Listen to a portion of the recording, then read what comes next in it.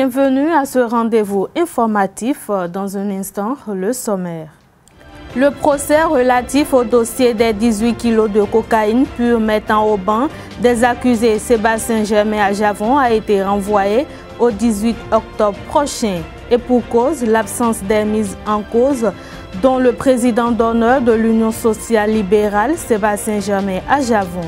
Les détails dans un instant.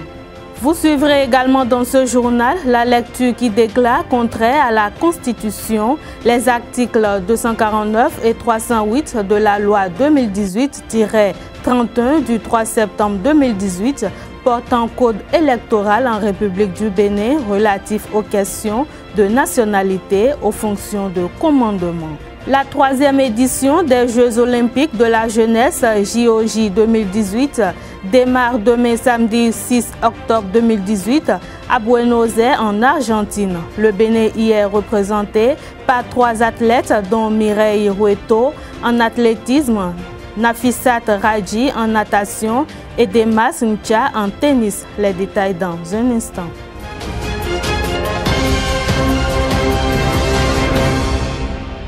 Bonsoir à tous. Le 205e numéro du rendez-vous hebdomadaire de Café Média Plus s'est consacré ce jour, vendredi 5 octobre 2018, à la Maison des médias de Cotonou à 2 causeries.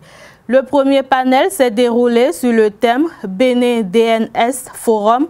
Quel intérêt de s'intéresser aux technologies de l'Internet pour les médias et le pays? Présenté par Ramanou Biaou, coordonnateur du Bénin DNS Forum, et Yazid Akaron, président du comité d'organisation de l'édition 2018 du Bénin DNS Forum 2018.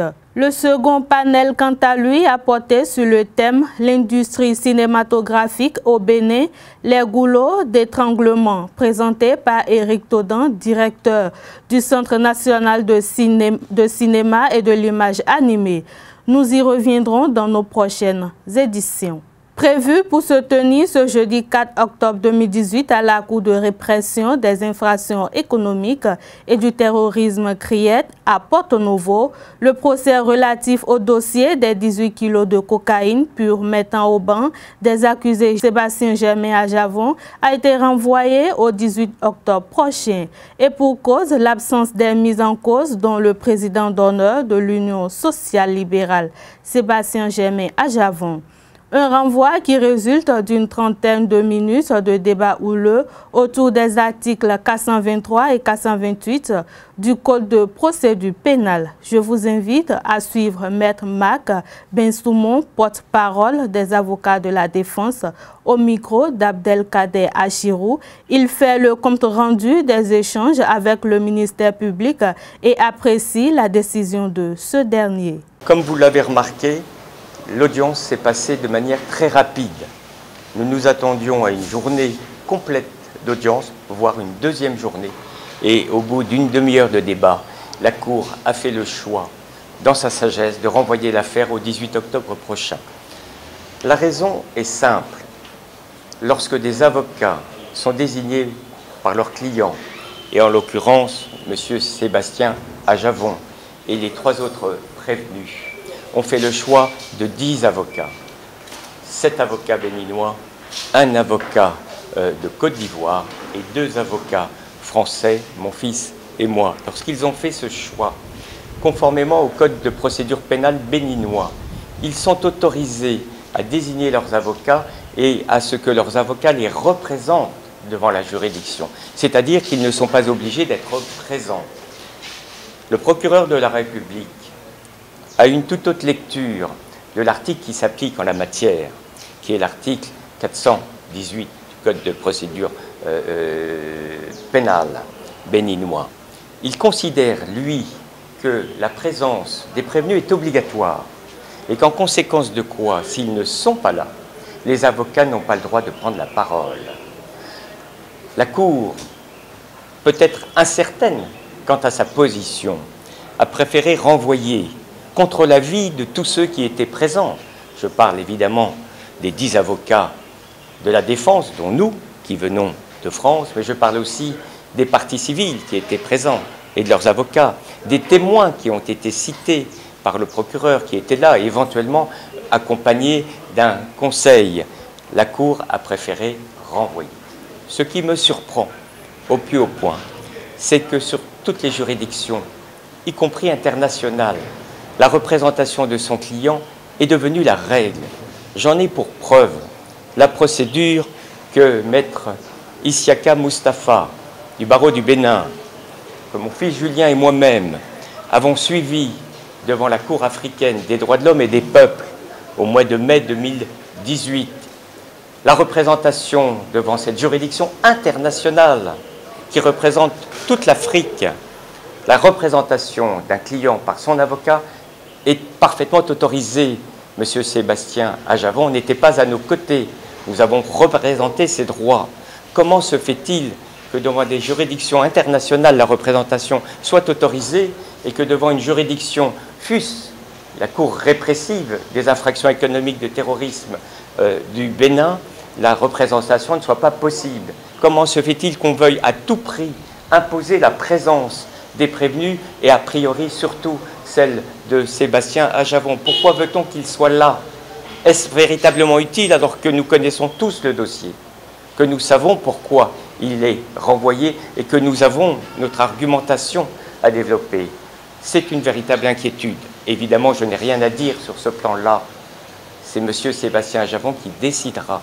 C'est lui qui, dans sa conscience, fixera s'il sera présent ou non le 18 octobre. Par contre, avec mes confrères, nous allons évidemment vérifier ce qu'a pu dire et affirmer, me semble-t-il, de manière erronée, le procureur spécial de cette Cour en indiquant que la représentation était interdite.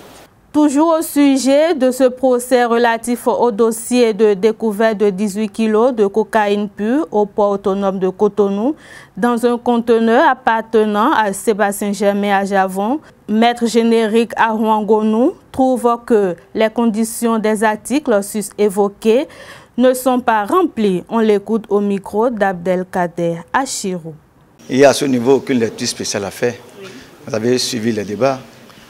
Dès l'entame de la procédure, ou du moins à l'évocation de la procédure, les conseils des prévenus ont essayé de déposer des courriers au terme desquels leurs clients souhaitaient ne pas être présents à la barre. Bien entendu, vous avez suivi les débats, les conditions de l'article 428 en l'espèce n'étant pas remplies, la Cour a donc estimé que leur présence était nécessaire pour pouvoir aborder le fond des débats. Voilà le point qui se pose. En fait, c'est parce que la Cour n'a pas voulu être longue dans ses appréciations. Le débat n'est pas au niveau de la désignation, non. Le débat qui se pose est de savoir est-ce que les conditions, les thèmes, les conditions prévues par l'article 428 du Code de procédure pénale sont-elles remplies en l'espèce? Et selon vous? En l'espèce, elles ne sont pas remplies. Et pourquoi? Encore que les arguments, vous verrez que dans les courriers des prévenus, ils n'ont pas évoqué la raison pour laquelle ils ne veulent pas comparaître devant la Cour. Or, au terme même de l'article 428, c'est par rapport aux raisons évoquées que la Cour pourra apprécier et savoir est-ce qu'il faut les suivre dans leur démarche ou ne pas les suivre. Je crois que comme les conseils insistaient trop, la Cour a dû chercher juste cet argument pour pousser des débats. Sinon, conformément, c'est que les conditions de l'article 428 ne sont pas remplies en l'espèce. C'est vrai qu'il est permis à un inculpé, à un prévenu de ne pas être à la barre. Mais le premier acte en matière pénale, c'est l'inculpation. L'inculpation n'est pas faite et les conseils veulent se constituer. Ça pose un problème. C'est après l'inculpation, normalement, que les avocats peuvent se constituer. Voilà. Et puis, comme je vous l'ai dit, l'article 428, vous avez vu, on a lu l'article 431, qui a posé le principe et en même temps cette dérogation. Il a bien dit que, fort de ce que l'article 428 a dit, il faudrait comprendre la substance de l'article 428 par l'article 431, qui a bien spécifié que c'est seulement en matière, c'est pour les intérêts civils, que l'on peut se débrouiller de cette façon-là. Même si on voulait même le généraliser, Il faudrait toujours revenir à l'article 128 pour voir si les conditions sont remplies. La Cour constitutionnelle du Bénin a déclaré conforme à la Constitution du 11 décembre 1990, la loi 2018-31 du 3 septembre 2018 portant code électoral en République du Bénin, le code électoral voté par le Parlement béninois le 3 septembre 2018. Mais elle a déclaré contraire à la Constitution certains articles de ce texte de loi. C'était au cours de son audience publique du mardi 2 octobre 2018. Je vous invite à suivre la lecture de la décision concernant les articles 227 et 244 de la loi en question relative à la légibilité des forces armées de sécurité et assimilées. Suivez plutôt. Décision DCC numéro 1899 du 2 octobre 2018. La Cour constitutionnelle, saisie d'une requête en date à Cotonou, du 13 septembre 2018, enregistrée à son secrétariat le 14 septembre 2018, sous le numéro 1964-270-REC-18, par laquelle M. le Président de la République, sur le fondement des articles 117 et 121 de la Constitution, défait à la haute juridiction pour contrôle de conformité à la Constitution la loi numéro 2018-31 portant code électoral en République du Bénin, votée par l'Assemblée nationale le 3 septembre 2018. Saisie d'une autre requête en date à Porto Novo du 6 septembre 2018, enregistrée à son secrétariat le 10 septembre 2018, sous le numéro 1901-261-REC-18, par laquelle M. Paul S. Deoumont, juriste consultant, demeurant à Porto Novo, 01 BP 657, Porto Novo, forme un recours en inconstitutionnalité de la même loi. Saisie d'une troisième requête en date à Abomey-Calavi du 12 septembre 2018, enregistrée à son secrétariat le 13 septembre 2018, sous le numéro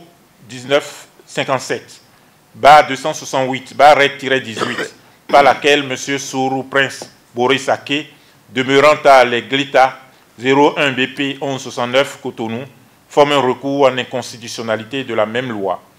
Mais séparable de l'ensemble du texte, les dispositions des articles 227, 244, 249 et 308 de la loi numéro 2018-31 portant code électoral en République du Bénin, votée par l'Assemblée nationale le 3 septembre 2018. Article 4. Sont conformes à la Constitution toutes les autres dispositions de la loi numéro 2018-31 portant code électoral en République du Bénin, votée par l'Assemblée nationale le 3 septembre 2018. Article 5.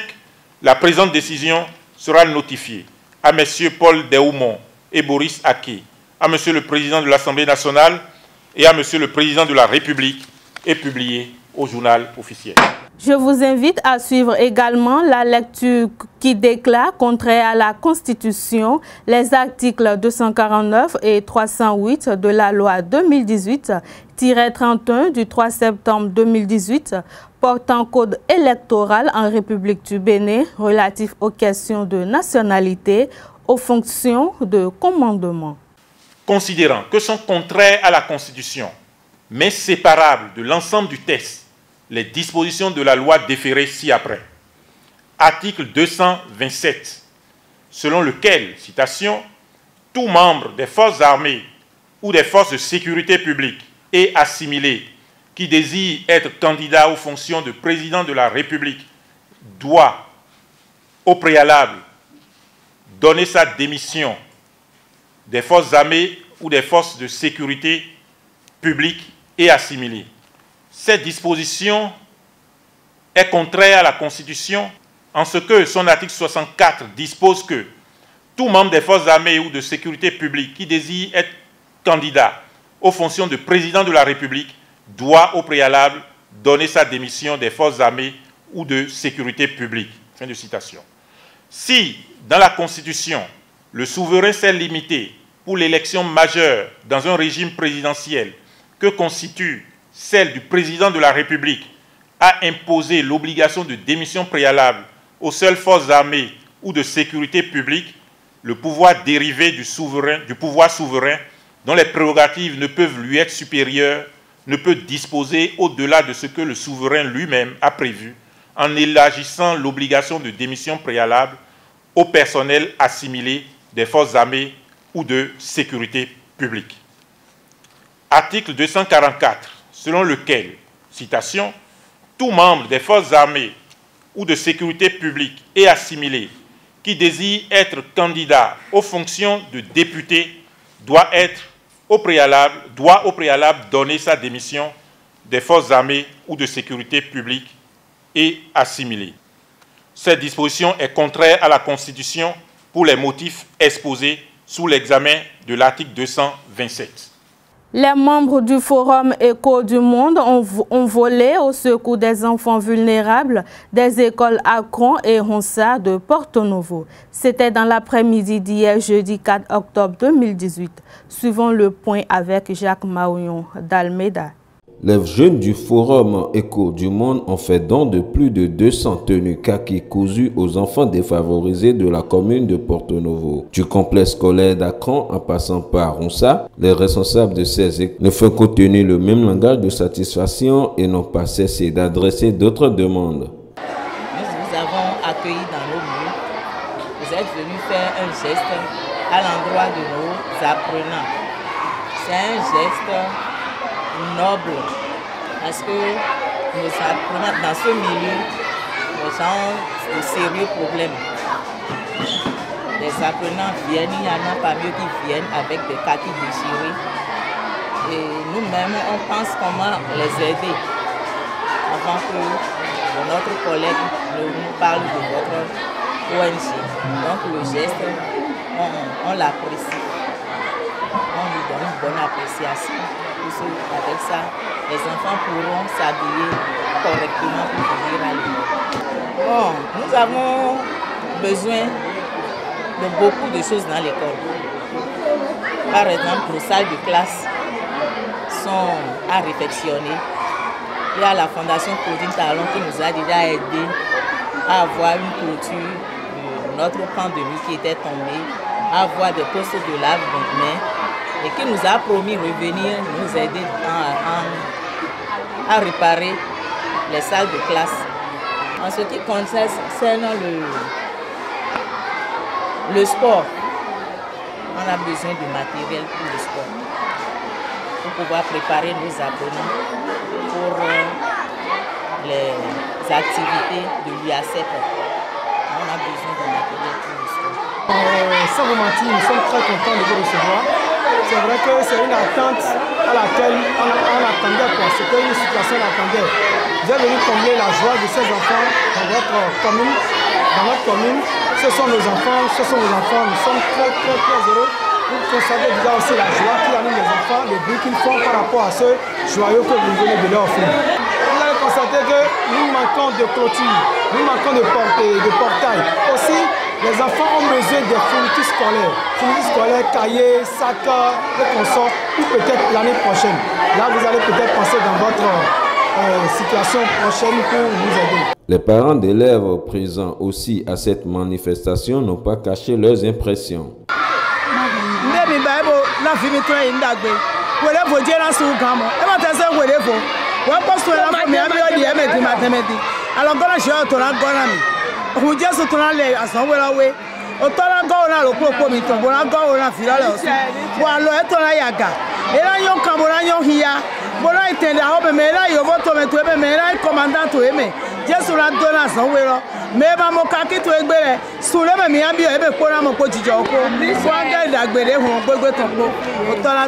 L'opération Chaque écolier pour une tenue kaki décent du forum a donc atteint ses objectifs. Préparé à partir du manioc séché et fermenté, le atcheke est un mets typiquement ivoirien que les Béninois consomment assez. Entre saveurs et goûts variés, chacun y retrouve son compte. C'est ce que l'ensemble des Béninois exprime à travers ce reportage qui nous transporte dans un point de vente du atcheke à Cotonou. Reportage signé Anita Marcos et Christian Thomas Imena. Produit typiquement ivoirien, l'attiéké est un mets tiré du manioc fermenté. Avec un goût très légèrement acide, une couleur claire, une texture élastique et peu collante, il fait l'unanimité au niveau des Ivoiriens. Plat de prédilection des Ivoiriens, justement, l'attiéké a également conquis les papilles gustatives et les habitudes culinaires des Béninois qui, pour une raison ou pour une autre, l'ont totalement adopté. Sans mentir, c'est un mets qui nous, quand on voit le mets, c'est un mets qui nous fait vivre. C'est-à-dire quoi, quand on voit le mets, on court, on laisse tout ce qu'on fait et on vient prendre le mets. Et c'est aussi un mets, quand tu prends ça, c'est que tu es rassasié de telle manière que quand tu trouves un autre mets, tu ne peux pas prendre. Attiéké de son yuan, attiéké wani était un loup de bord, un loup important en ouais. Bon, Côte d'Ivoire c'est un loup quand ouais.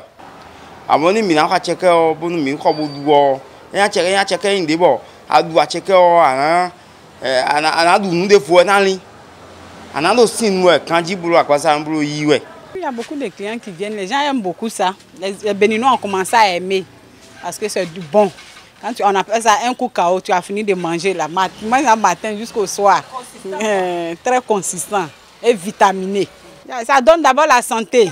La santé d'abord. Et puis, tu dépenses moins. Si tu as mangé pour 1000 francs là, toute la journée, là, c'est de l'eau seulement tu bois. Je demande aux Béninois de consommer l'attiéké, c'est du bon. Leur manioc aussi fait l'attiéké. Leur manioc fait du bon attiéké. C'est vrai que souvent on amène de Côte d'Ivoire, mais leur manioc aussi fait du bon attiéké. Donc ils n'ont qu'à consommer, changer un peu les mets, pas toujours la même chose. Il faut changer. D'abord, c'est un mets particulièrement qui a un coût faible. Donc tout le monde aime s'en approvisionner. Donc c'est ce pourquoi moi, je l'aime surtout. Souvent accompagné de bananes, plantains et de poissons frits, arrosé par un jus d'oignon, de tomates et de piment, le plaisir de consommer le plat d'attiéké est double. Tous ceux qui aiment, ils viennent manger. Et si tu aimes, quand tu manges, tu sais que tu as mangé un bon plat. Et quand tu es bien doré, bien assaisonné, il n'y a rien de tel. C'est très bon. Si le attiéké est autant apprécié des Béninois, il faut préciser que les raisons relèvent des finances, des goûts et des choix. La bonne nouvelle, cependant, réside également dans le fait que le attiéké est un repas riche en amidon, en glucides et très pauvre en lipides et en protides. Sa valeur calorique est faible, en moyenne 188 calories pour 100 grammes. Repas apparemment équilibré, la règle d'or demeure cependant dans la phrase « l'abus en toute chose nuit à la santé ». La 3e édition des Jeux olympiques de la jeunesse JOJ 2018 démarre demain samedi 6 octobre 2018 à Buenos Aires en Argentine. Le Bénin y est représenté par 3 athlètes. Mireille Hueto en athlétisme, Nafissat Radji en natation et Demas Ncha en tennis. Présents à Buenos Aires depuis le 1er octobre, ces athlètes béninois sont allés hier à l'école de l'Épineuse. Question du dopage dans le sport avant le coup d'envoi de la compétition.